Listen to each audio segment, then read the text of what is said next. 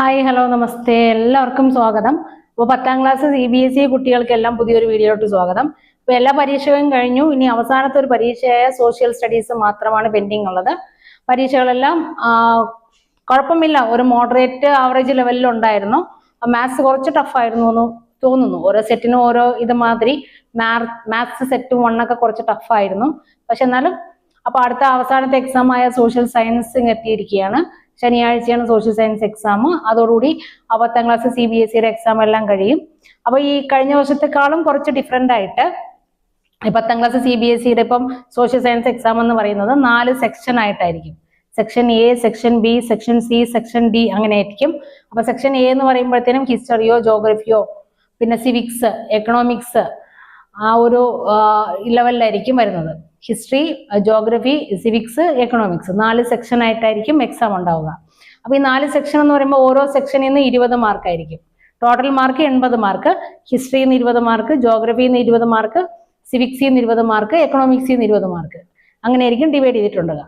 നിങ്ങൾ എഴുതുമ്പോഴത്തേനും സെക്ഷൻസിനെ വന്നിട്ട് മിക്സ് ചെയ്ത് എഴുതാൻ പാടില്ല. സെക്ഷൻ എയുടെ ഇടയിൽ സെക്ഷൻ ബി, സെക്ഷൻ സിയുടെ ഇടയിൽ സെക്ഷൻ ഡി അങ്ങനെ എഴുതാൻ വേണ്ടി ശ്രമിക്കരുത്. അങ്ങനെ എഴുതി കഴിഞ്ഞാൽ നിങ്ങളുടെ പേപ്പർ ആ ഒരു ക്വസ്റ്റ്യൻസ് എല്ലാം കറക്ഷൻ ചെയ്യുന്നതല്ല. അതുകൊണ്ട് സെക്ഷൻ എ എഴുതുമ്പോഴത്തേനും ആ സെക്ഷൻ എ ഫുള്ളാ എഴുതാൻ വേണ്ടി ശ്രമിക്കുക. സപ്പോസ് ഒരു ക്വസ്റ്റ്യൻ അറിഞ്ഞുകൊണ്ടെങ്കിൽ അവിടെ കുറച്ച് ഗ്യാപ്പ് ഇടുക. ഗ്യാപ്പ് ഇട്ടതിന് ശേഷം സെക്ഷൻ ബി എഴുതാൻ വേണ്ടി തുടങ്ങുക. അവസാനം നമുക്കത് ഓർമ്മ വരികയാണെങ്കിൽ ആ സെക്ഷൻ എ അവിടെ ഫില്ല് ചെയ്യാൻ വേണ്ടി ശ്രമിക്കുക. അല്ലാതെ ഇന്റർമിക്സ് ചെയ്ത് എഴുതാൻ വേണ്ടി ശ്രമിക്കരുത്. ഇനി നമ്മൾ കുറച്ച് ഇമ്പോർട്ടൻറ്റ് ക്വസ്റ്റ്യൻസ് നോക്കുകയാണെങ്കിൽ CBSE റിപ്പീറ്റഡ് ക്വസ്റ്റ്യൻസ് അങ്ങനെ ഒന്നും വരാറില്ല. കഴിഞ്ഞ വർഷത്തെ ക്വസ്റ്റ്യനിൽ ഒരു ക്വസ്റ്റ്യൻ അല്ലെ ഒരു 10 വർഷത്തെ ക്വസ്റ്റ്യൻ പേപ്പർ എടുത്തു വെച്ച് നമ്മളിപ്പോൾ നോക്കുകയാണെങ്കിൽ ഒരു ക്വസ്റ്റ്യൻ കൂടെ റിപ്പീറ്റഡ് ക്വസ്റ്റ്യൻസ് വന്നിട്ടില്ല CBSE. ഇതിന് കുറച്ച് വർഷം മുമ്പ് വരയ്ക്കും നമുക്കൊരു 10 വർഷത്തെ ക്വസ്റ്റ്യൻ പേപ്പർ എടുത്ത് വെച്ച് ചെയ്യുകയാണെങ്കിൽ റിപ്പീറ്റഡ് ക്വസ്റ്റ്യൻസ് എല്ലാം കിട്ടുമായിരുന്നു. പക്ഷെ ഇപ്പോൾ അങ്ങനത്തെ ഒരു ലെവല് CBSE മാറ്റിയിരിക്കുകയാണ്. കുറച്ച് കുട്ടികൾ തിങ്ക് ചെയ്ത് എഴുതുന്ന മാതിരിയുള്ള ലെവലിലുള്ള ക്വസ്റ്റ്യൻസ് ആണ് CBSE ഇപ്പോൾ ചോദിച്ചുകൊണ്ടിരിക്കുന്നത്. അപ്പൊ നമ്മൾ ഹിസ്റ്ററി നോക്കുകയാണെങ്കിൽ എല്ലാവർക്കും ആ ഒരു 4 സബ്ജക്റ്റ് നോക്കുമ്പോഴത്തേനും ആ ഒരു ഹിസ്റ്ററി, ജോഗ്രഫി, എക്കണോമിക്സ്, സിവിക്സ് നോക്കുമ്പോഴത്തേനും കുറച്ച് ടഫായിട്ട് തോന്നുന്ന ഒരു ഇതാണ് ഹിസ്റ്ററി എന്ന് പറയുന്നത്. പക്ഷെ ഹിസ്റ്ററി നമ്മൾ ആ ഒരു വർഷങ്ങളും ആ രാജാവിന്റെ പേരുകളും ഒക്കെ കറക്റ്റായിട്ട് നമ്മൾ ഓർമ്മിച്ചെടുത്താൽ നമുക്ക് കറക്റ്റായിട്ട് എഴുതാൻ വേണ്ടി പറ്റും. അപ്പൊ ഹിസ്റ്ററിയില് important topic first chapter nationalism in Europe എന്ന് പറയുന്നതാണ് ഫസ്റ്റ് ചാപ്റ്റർ. ഈ ഫസ്റ്റ് ചാപ്റ്ററിൽ നമ്മൾ ഇമ്പോർട്ടൻറ്റ് ക്വസ്റ്റ്യൻ എടുക്കുകയാണെങ്കിൽ ഫ്രഞ്ച് റവല്യൂഷൻ ഇമ്പോർട്ടൻ്റ് ആണ്. അതേപോലെ Napoleonic code very very important question ആണ് നെപ്പോളിയോണിക് കോഡ് എന്ന് പറയുന്നത്. അതൊരു 2 മാർക്കിന് അല്ലെങ്കിൽ 3 മാർക്കിന് ചോദിക്കാനുള്ള സാധ്യത ഏറ്റവും കൂടുതലുള്ള ക്വസ്റ്റ്യൻ ആണ്. പിന്നെ അതേപോലെ കൺസർവേറ്റിസം അല്ലെങ്കിൽ ട്രീറ്റി ഓഫ് വിയറ്റ്നാം, നെപ്പോളിയനെ കില്ല് ചെയ്തതുമായിട്ട് ബന്ധപ്പെട്ടുള്ള കാര്യങ്ങൾ, ട്രീറ്റി ഓഫ് വിയറ്റ്നാം അതൊരു 3 മാർക്ക് ക്വസ്റ്റ്യൻ ആയിരിക്കാം. പിന്നെ ഗസപ്പി മസിനെ പറ്റി ഒരു ഷോർട്ട് നോട്ട് എഴുതാൻ വേണ്ടി ചോദിക്കും. പിന്നെ ഒരു 5 മാർക്കിന് വരാനുള്ള സാധ്യതയുള്ള ഒരു ക്വസ്റ്റ്യൻ ആണ് ഹങ്കർ ഹാർഡ്ഷിപ്പ് ഓഫ് യൂറോപ്പ്. 1880 യൂറോപ്പിന്റെ അവസ്ഥ എന്തായിരുന്നു? യുദ്ധമെല്ലാം കഴിഞ്ഞ് നിൽക്കുന്ന സമയത്ത് യൂറോപ്പിന്റെ ആ ഒരു പ്രശ്നങ്ങളൊക്കെ എന്തുവാണ്, അത് റിലേറ്റ് ചെയ്ത് 5 മാർക്കിനുള്ള ക്വസ്റ്റ്യൻ വരാം. പിന്നെ അതേപോലെ യൂണിഫിക്കേഷൻ, മെയിനായിട്ട് 3 യൂണിഫിക്കേഷൻ ഫസ്റ്റ് ചാപ്റ്ററിലുണ്ട്. ആ 3 യൂണിഫിക്കേഷനും ഭയങ്കര ഇമ്പോർട്ടൻ്റ് ആണ്. Unification of Germany, unification of Italy, അതേപോലെ യൂണിഫിക്കേഷൻ ഓഫ് ബ്രിട്ടൻ. ഈ 3 ക്വസ്റ്റ്യനിൽ നിന്ന് ഒരു ക്വസ്റ്റ്യൻ നമുക്ക് എക്സ്പെക്ട് ചെയ്യാം. അതേപോലെ ലാസ്റ്റ് വരുന്ന ഒരു ക്വസ്റ്റ്യൻ ആണ് ബൽക്കാൻ റീജിയൻ. അപ്പോൾ ഈ ഇത്രയും ക്വസ്റ്റ്യൻസിൽ കുറച്ച് ഇമ്പോർട്ടൻറ്റ് കൂടുതൽ കൊടുത്ത് പഠിച്ചിട്ട് പോവുക. Unification of Italy, Germany, Britain, Balkan region, 1830 hunger hardship of Europe, Napoleonic code, treaty of Vietnam. ഇതിൽ നിന്ന് കുറച്ച് കോൺസെൻട്രേഷൻ അധികമായിട്ട് കൊടുക്കാൻ വേണ്ടി ശ്രമിക്കുക. പിന്നെ വേറെ നമുക്ക് ചോദിക്കുക എന്ന് പറഞ്ഞാൽ പിക്ചർ ബേസ്ഡ് ക്വസ്റ്റ്യൻസ് ചോദിക്കാം. ഇപ്പൊ ഇങ്ങനെയൊക്കെയുള്ള പിക്ചേഴ്സ് കൊടുത്തിട്ട് ഇതെന്താണ് ഡിനോട്ട് ചെയ്യുന്നത് അങ്ങനെയുള്ള കാര്യങ്ങൾ. ഇപ്പോൾ ഹിസ്റ്ററിയുടെ ഫസ്റ്റ് ചാപ്റ്ററിൽ ഫസ്റ്റ് പേജിലെ ഒരു പിക്ചർ ഉണ്ട്, ഫ്രെഡറിക് സോറിയോ വരച്ച ഒരു പിക്ചർ ഉണ്ട്. അപ്പൊ ഇതും ചോദിച്ച ഒരു റിപ്പീറ്റഡ് ക്വസ്റ്റ്യൻ ആണ്. ഇത് ആരാണ് വരച്ചത്, ഇതിന്റെ മീനിങ് എന്താണ്, ഏത് വർഷമാണ് ഇത് വരച്ചത്, അങ്ങനെയുള്ള പിക്ചർ ബേസ്ഡ് ക്വസ്റ്റ്യൻസ് ഒക്കെ നല്ലപോലെ നിങ്ങൾ നോക്കിയിട്ട് പോകാൻ വേണ്ടി ശ്രമിക്കുക. 1 മാർക്ക് ക്വസ്റ്റ്യൻ MCQ ക്വസ്റ്റ്യൻ വരാനുള്ള സാധ്യത ഏറ്റവും കൂടുതലാണ്. അപ്പോൾ പിന്നെ രണ്ടാമത്തെ ചാപ്റ്റർ നമ്മൾ നോക്കുകയാണെങ്കിൽ നാഷണലിസം ഇൻ ഇന്ത്യയിൽ സത്യാഗ്രഹ ഓഫ് ഗാന്ധിജിയുടെ സത്യാഗ്രഹത്തെ പറ്റി 3 സത്യാഗ്രഹ ഗാന്ധിജി ഫസ്റ്റ് കണ്ടക്ട് ചെയ്തു. ആ 3 സത്യാഗ്രഹയും മാപ്പ് ക്വസ്റ്റ്യനിൽ വരും, കൺഫേം ആണ്.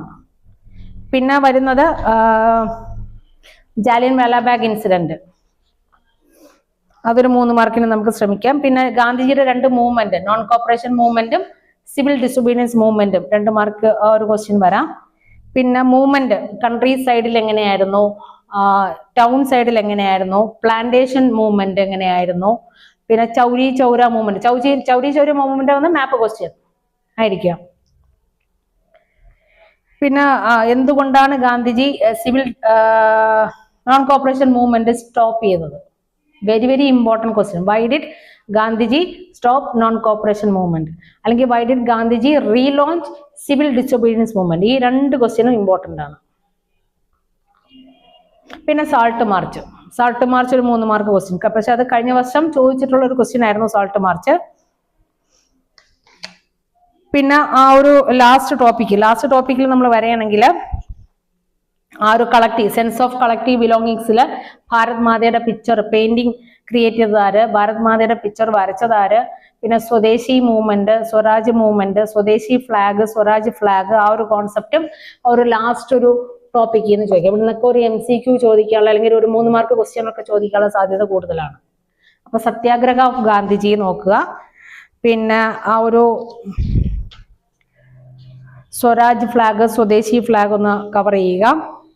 പിന്നെ ഒരു movement, plantation movement, town movement, Awadh movement, അതൊക്കെ ഒന്ന് നോക്കുക. Salt march, non cooperation movement, civil disobedience movement, ഇങ്ങനെയുള്ള പോർഷൻസ് കുറച്ച് ഇമ്പോർട്ടൻറ്റ് കൊടുത്ത് പഠിച്ചു പോവുക. പിന്നെ നമ്മുടെ അടുത്ത ചാപ്റ്റർ എന്ന് പറഞ്ഞാൽ ഗ്ലോബലൈസേഷന് നിങ്ങൾക്ക് ഒരു 2 ചാപ്റ്റർ മാത്രമേ പഠിക്കാനായിട്ടുള്ളൂ, ബാക്കിയെല്ലാം ഡിലീറ്റഡ് ആണ്. അപ്പൊ ഈ ഗ്ലോബലൈസേഷനിൽ സിൽക്ക് റൂട്ട് എന്ന് പറയുന്ന ഒരു ക്വസ്റ്റ്യൻ ഇമ്പോർട്ടൻ്റ് ആണ്. സിൽക്ക് റൂട്ട് ബേസ് ചെയ്ത് 1 മാർക്ക് അല്ലെങ്കിൽ 3 മാർക്ക് ക്വസ്റ്റ്യൻ കൺഫേം ആയിട്ടുണ്ടാവും സിൽക്ക് റൂട്ട്. പിന്നെ അതേപോലെ there is A death between new crops, ആ ഒരു question. New crops make the difference between life and death, ഒരു പൊട്ടറ്റോ ബന്ധപ്പെട്ട ഒരു ക്വസ്റ്റ്യൻ ആണ്. New crops could make the difference between life and death. അപ്പൊ അങ്ങനെയുള്ള ക്വസ്റ്റ്യനും ആ ഒരു ക്വസ്റ്റ്യനും ഇമ്പോർട്ടൻ്റ് ആണ്. കാരണം ഇതിൽ കുറച്ച് ടോപ്പിക്ക് മാത്രമേ ഉള്ളൂ. ഈ കുറച്ച് ടോപ്പിക്കിനകത്ത് ഒരു 3 ക്വസ്റ്റ്യൻ വരാനുള്ള സാധ്യതയേ ഉള്ളൂ. ഒന്ന് സിൽക്ക് റൂട്ട്, പിന്നെ രണ്ടാമത്തെ ക്വസ്റ്റ്യൻ എന്ന് പറഞ്ഞാൽ new crops make the difference between life and death. പിന്നെ അതേപോലെ ഒരു ഡിസീസ് സ്പ്രെഡ് ഒരു പാൻഡമിക് ഡിസീസ് സ്പ്രെഡുമായിട്ട് ബന്ധപ്പെട്ട ഒരു ക്വസ്റ്റ്യൻ. ഈ ഒരു 3 ക്വസ്റ്റ്യൻ മാത്രം ഈ ഒരു ടോപ്പിക്കിൽ നിന്ന് ഒരു ക്വസ്റ്റ്യൻ കൂടെ വരാനുള്ള സാധ്യതയുണ്ട്. ഇത്രയും മാത്രമാണ് ഹിസ്റ്ററി ആ ഒരു ചാപ്റ്ററിൽ ഇമ്പോർട്ടൻ്റ്. പിന്നെ അടുത്ത ചാപ്റ്റർ എന്ന് പറയുന്നത് പ്രിന്റ് ആൻഡ് കൾച്ചർ ആണ്. പ്രിന്റ് ആൻഡ് കൾച്ചർ എല്ലാവരും ഒരു 90% കുട്ടികളും പഠിക്കാത്ത ഒരു ചാപ്റ്റർ ആയിരിക്കും പ്രിന്റ് ആൻഡ് കൾച്ചർ. ലാസ്റ്റ് ചാപ്റ്ററുമാണ്, പഠിക്കാനായിട്ട് അത്ര ഇൻട്രസ്റ്റും ഇല്ലാത്ത ഒരു ചാപ്റ്ററാണ്. അതുകൊണ്ട് തന്നെ ഈ പ്രിന്റ് ആൻഡ് കൾച്ചറിൽ CBQ ക്വസ്റ്റ്യൻ വരാനാണ് സാധ്യത ഏറ്റവും കൂടുതൽ. എന്നാൽ പോലും നിങ്ങൾ ആ MCQ മോഡൽ ക്വസ്റ്റ്യൻസ് ഒക്കെ ഒന്ന് നോക്കി വെക്കുക. പ്രിന്റ് ആൻഡ് കൾച്ചറിലെ MCQ ജസ്റ്റ് ഒന്ന് റീഡ് ചെയ്ത് വെക്കുക.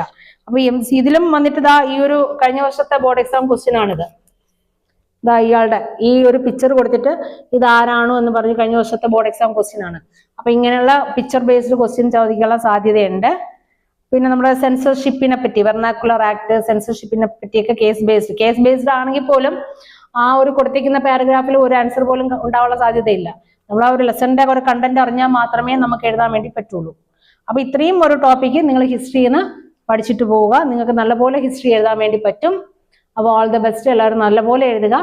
അപ്പോൾ ചാനൽ എല്ലാവരും സബ്സ്ക്രൈബ് ചെയ്യുക, ലൈക്ക് ചെയ്യുക. Thank you so much. Okay.